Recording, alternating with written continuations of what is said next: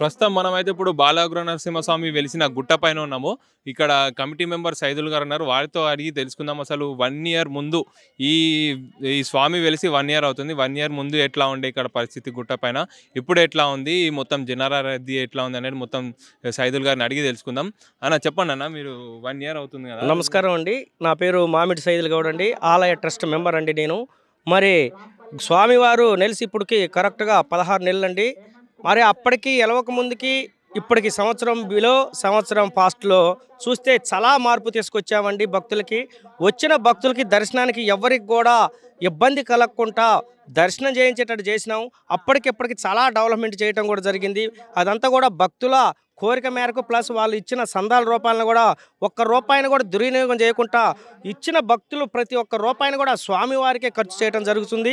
అదేవిధంగా మరి ఇప్పుడు స్వామివారి కూడా ఒక 5 అడుగుల ఎత్తు కూడా మరి కృష్ణశిల రాయితో కూడా గుడి నిర్మాణం పనులు కూడా స్టార్ట్ చేయడం జరిగింది. పనులు కూడా చాలా చాకచక్యంగా జరుగుతూనే ఉన్నాయి. మరి వచ్చిన భక్తులకు కూడా స్వామివారు ఆ రోజు చెప్పినట్టుగానే నిత్య అన్నదాన కార్యక్రమం స్టార్ట్ చేయడం జరిగిందండి. మరి అప్పటి నుంచి ఇప్పటి వరకు కూడా అన్నదాన కార్యక్రమం ఎప్పుడు కూడా ఆపకుండా ఇప్పటి వరకు కూడా కంటిన్యూ చేస్తూనే ఉన్నాము. అదేవిధంగా మరి భక్తులు అప్పుడు ఎలా వచ్చినారో ఇప్పుడు కూడా అదే విధంగా వస్తూనే ఉన్నారు. ట్రావెల్స్ రూపాన భక్తులు కూడా రావడం జరుగుతుంది.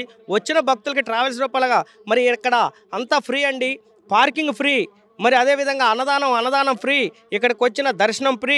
అదేవిధంగా ఇక్కడ మినరల్ ప్లాంట్ వాటర్ కూడా ఏర్పాటు చేయడం జరిగింది. అదేవిధంగా ఇక్కడ కూడా 2 మినరల్ వాటర్ ప్లాంట్ చేసి మరి వచ్చిన భక్తులకు కూడా ఇక్కడ వాటర్ విషయంలో కానివ్వండి, టాయిలెట్ విషయంలో కానివ్వండి, ఏ సౌకర్యం కూడా ఇక్కడ సౌకర్యం లేకుండా చేయడం కూడా జరిగింది. అదంతా కూడా మరి స్వామివారి మహిమే. ఆ స్వామివారు ఏం చెప్పాడో ఆ రోజు ఆ స్వామి చెప్పినవి కూడా ఈ రోజు వరకు కూడా తూచా తప్పకుండా జరిగింది.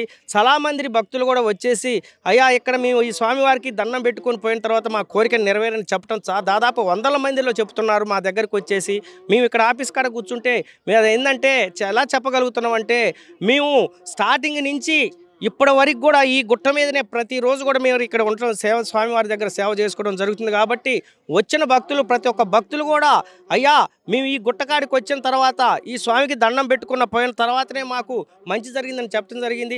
అదేవిధంగా రీసెంట్గా నిన్న కూడా ఒక భక్తుడు వచ్చేసి మరి అయ్యా నేను ఒక ప్లాట్ విషయంలోకి వచ్చేసరికి నాకు ₹1 కోటి రావాలి, ఆ ప్లాట్ విషయంలో ఆగిపోయినాయి, ఆ ₹1 కోటి విషయంలో అతను పార్టీ నన్ను ఇబ్బంది పెడుతున్నాడు, నేను ఇక్కడికి వచ్చి దండం పెట్టుకొని పోయిన తర్వాత మరి ఆ పార్టీ అతను ప్లాట్ విషయంలో వచ్చేసిన నా డబ్బులు నాకు వచ్చిందని చెప్పి చాలా సంతోషంగా గౌరవంగా పోవడం జరిగింది.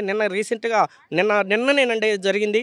మరి అతను కూడా వచ్చేసి ఈ గుడికి సంతోషంగా కొద్దిగా తోచినంత విరాళం కూడా ఇచ్చటం కూడా జరిగింది. మరి ఆ మహిమలు చూడండి. మరి ₹1 కోటి విషయం కాదు, మాటలు కాదండి.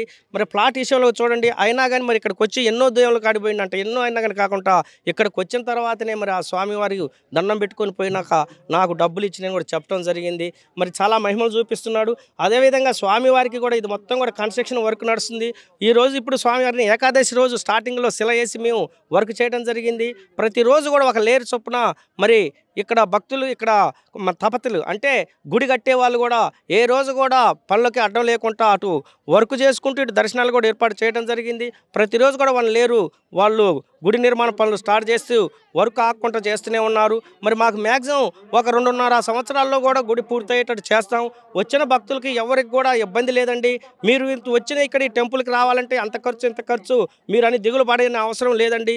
ఇప్పుడు ఎట్లాగనే ఫ్రీ బస్సులు అని చెప్పడం కూడా జరిగింది. కాబట్టి మహిళలకి మీరు బస్సులో వస్తే బస్సులో నుంచి డైరెక్ట్గా హైదరాబాద్ టు ఎల్బీ నగర్ వచ్చేస్తే ఎల్బీ నగర్ నుంచి సూర్యాపేట వయా కోదాడ నుంచి 15 కిలోమీటర్లు అండి మా గ్రామం.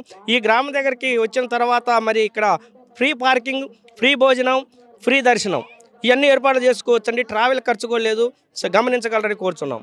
సో ఇంకో విషయం అండి సైదుల్ గారు, కొంతమంది ఇప్పుడు ఈ గుడి నరసింహస్వామి వెలిసి సంవత్సరం పాటు అవుతుంది. సంవత్సరం ముందు విరాళాలు చాలా వస్తుండే, మరి అవి అలాగే కంటిన్యూ అవుతూనే వస్తున్నాయి. ఇప్పుడు కొంచెం తగ్గడం జరిగింది. విరాళం అంటే అండి ఇప్పుడు భక్తులు ఫస్ట్ వచ్చిన భక్తులు ఒక ₹100 ఇస్తారు. తర్వాత మళ్ళీ వచ్చిన రోజు ఒక 50 అలా తగ్గుతుంటాయి. కానీ స్వామివారే తెప్పించుకుంటున్నాడు. ఆ రోజు చెప్పడం జరిగింది, మీరు ఈ గుడికి ఎవరిని ₹1 అడగొద్దు, నా దగ్గరికి వచ్చిన భక్తులు ఇస్తారు, ఆ భక్తులు ఇచ్చిన డబ్బులతోటే మీరు గుడి నిర్మాణం చేయడం జరిగింది. కాబట్టి మ్యాక్సిమం ఆ స్వామివారు తెప్పించుకుంటున్నారు, వాళ్ళ కోరికలు నెరవేరుతున్నాయి. భక్తులు వచ్చి డబ్బులు అయితే ఇస్తున్నారు, ఇచ్చినట్టు గుడి నిర్మాణానికి పెడుతున్నాం. అప్పటికిప్పటికి 1,00,000 మంది వచ్చినప్పుడు కొంచెం డబ్బులు ఎక్కువ వచ్చేది. ఇప్పుడు కొంచెం మరి వాతావరణం ప్రాబ్లం అనుకూలంగా శీతాకాలం కాబట్టి కొంచెం ప్రాబ్లాలు ఉన్నాయి కాబట్టి కొద్దిగా కొద్దిగా భక్తులు కొంచెం తగ్గటం జరిగింది. కొద్దిగా విరాళాలు కూడా కొంచెం చాలా తగ్గటం కూడా జరిగింది.